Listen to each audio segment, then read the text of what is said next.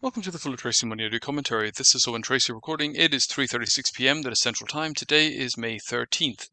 We've had an additional rally in stocks today. The Nasdaq was up another 300 points, and that's extending the rebound that began in the aftermath of the positive discussions between the USA and China over the weekend.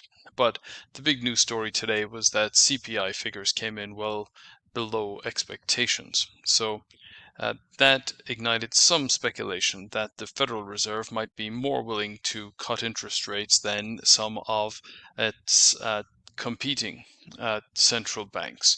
Now, that's not quite the same thing as saying that the Fed is going to cut interest rates. I think what happens in the currency markets is a pricing of potential rather than likelihood of an interest rate differential, in fact, turning into, or at least being evident. So let's put some meat on what that means.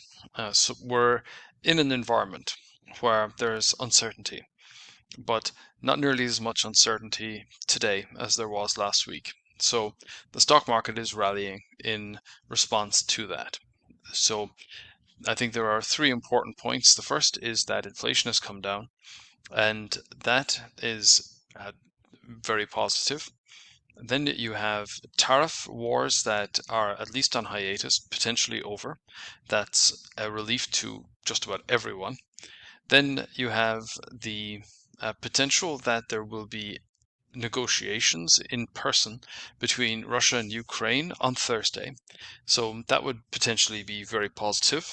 And then you have the senior members of the Trump administration touring the Middle East at present and rounding up investment capital to bring home. And it could be as much as $1 trillion from Saudi Arabia.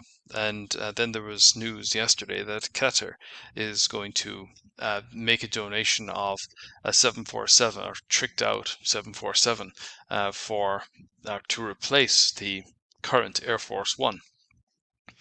So those are the kinds of things that are helping to ignite interest in the stock market.